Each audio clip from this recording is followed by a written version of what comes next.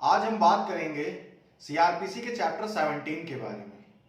उसमें चैप्टर 17 में आपका कंटेंट ऑफ चार्ज दे रखा है।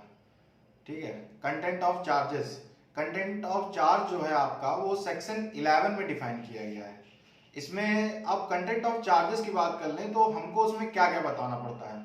जैसे कंटेंट ऑफ चार्जेस में आपका स्पेसिफिक नेम होता है, उसके बाद आपको डेफिनेशन ऑफ ऑफेंस बताना होता है, उसके बाद आपको लॉ एंड सेक्शन बताने होते हैं जिसके अंदर जो है आपका चार्ज फ्रेम किया गया है। मीन्स कि स्पेसिफिक नेम का मतलब यहाँ पर यह है कि किस तरह का चार्ज आपने एक्यूज पर्सन पर लगाया है। मान लीजिए कि आपने इंडियन पिनल कोड के सेक्शन 376 यानी कि रेप का चार्ज अगर लग रहा है तो आपको ये जो सेक्शन 211 है सीआरपीसी का, इसमें आपको मेंशन करना पड़ेगा कि जिस सेक्शन में आईपीसी के आप चार्ज लगा रहे हैं, तो यहां पर आपको जो है एक तरीके से स्पेसिफिक नेम बताना पड़ेगा। उसी तरह आपका दूसरा पॉइंट है डेफिनेशन ऑफ ऑफेंस। मान लीजिए कि आप किसी ऐसे चार्ज के लिए जो है अभियुक्त है, अक्यूज्ड है, जो किसी भी सेक्शन के अंदर या किसी भी एक्ट के अंदर में नहीं आता है, तो वहां पर सिंपल क्या होगा कि आपको जिस तरह का अपराध होगा उसकी सिंपल सी एक डेफिनेशन दे दी जाएगी। सिर्फ आपको डिफाइन कर दिया जाएगा कि आपका किस तरह का अपराध है। उसके बाद जो तीसरी बात है वो है लॉ। ठीक है, आपका अपराध अब किस तरह के कानून के अंदर, किस तरह के मतलब लॉ के अंदर में आ रहा है, इस चीज को ध्यान में रखना है। ठीक है, और जिस लॉ के अंदर में आ रहा है, जैसे कि मान लीजिए कि इंडियन पिनल कोड में आता है, मतलब आप सेक्शन 376 रेप चार्ज के एक्यूज्ड हैं, अभियुक्त हैं, तो आपको सबसे पहले बताना पड़ेगा कि आप इंडियन पिनल कोड में आपके ऊपर चार्ज फ्रेम किया गया है और उसके सेक्शन 376 में आपके ऊपर रेप का चार्ज लगाया गया है। तो जो सेक्शन 211 है ये आपका कंटेंट ऑफ चार्ज बताता है। आई होप कि आपको सेक्शन 211 जो होगा वो पूरी तरीके से क्लियर हो गया। उसके बाद हम आगे बढ़ते हैं सेक्शन 212 की तरफ। सेक्शन 212 बताता है particular related to time, place and person. ठीक है, अब मान लीजिए कि आपने जो एक्यूज्ड है उसने किसी तरह का अपराध किया, तो जो अपराधी है उसने किस जगह पर, किस समय में और किस तरह का अपराध किया है वो उस चार्ज शीट में चार्ज के तौर पर मेंशन करना पड़ेगा। जो चार्ज होगा आपका, वो चार्ज फ्रेम करते समय आपको उसमें बताना पड़ेगा कि जो एक्यूज्ड है उसने जो है किस तरीके का आपका चार्ज लगाया गया है, उसमें किस तरीके का मतलब किस जगह पर उसने वो उस अपराध को पूर्ण किया है और किस जगह पे उस अपराध को उसने मतलब कंप्लीट करके एक तरीके से वो उसने अपराध अपना पूरा कर लिया है। अब आप सबसे पहली बात एक चीज समझिए, इसमें एक वर्ड यूज किया गया है क्रिमिनल ब्रीच ऑफ ट्रस्ट। अब ये क्रिमिनल ब्रीच ऑफ ट्रस्ट क्या है? क्रिमिनल ब्रीच ऑफ ट्रस्ट और एक वर्ड और यूज किया गया है डिसऑनेस्ट एप्रोप्रिएशन ऑफ मनी।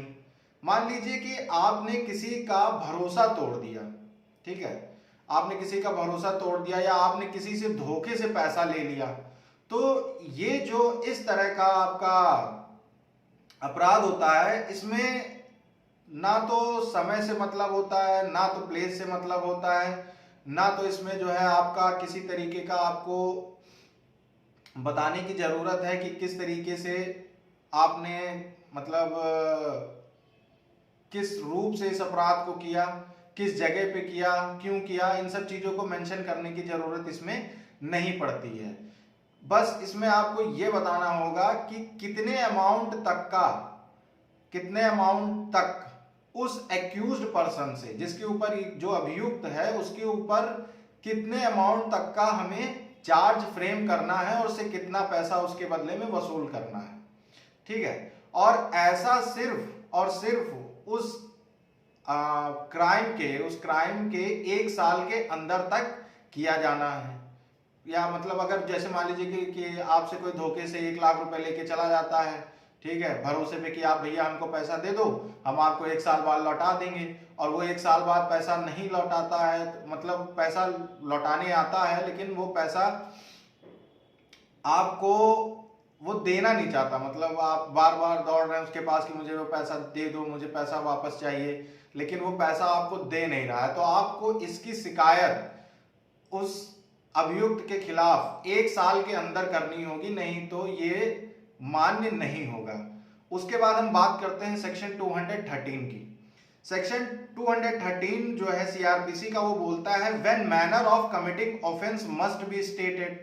ठीक है, अगर मान लीजिए कि सेक्शन 211 और सेक्शन 212, जैसे सेक्शन 211 आपका क्या है, कंटेंट ऑफ चार्जेस, सेक्शन 212 आपका क्या है, particular related to time place and person. ठीक है, मतलब किस जगह पे हुआ, कैसे हुआ, ठीक है, किसके साथ हुआ। अगर इन दोनों चीजों से आपका चार्ज नहीं पता चल रहा है तो सेक्शन 213 कहता है कि जो न्यायालय होगा, जो कोर्ट होगा, वो अपने आप से अपने भाषा में उसके अभियुक्त के खिलाफ जो है चार्ज लगाएगा, उसको बताएगा।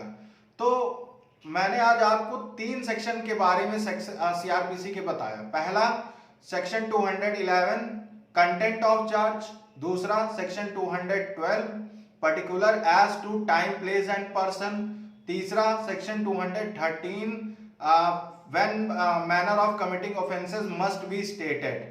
तो आई होप कि आपको जो ये फॉर्म ऑफ चार्जेस है जो कि चैप्टर 17 में डिफाइन किया गया है, इनके स्टार्टिंग के 3 सेक्शन बहुत ही अच्छे तरीके से क्लियर हुए होंगे। So thank you so much, please like share and comment more and more.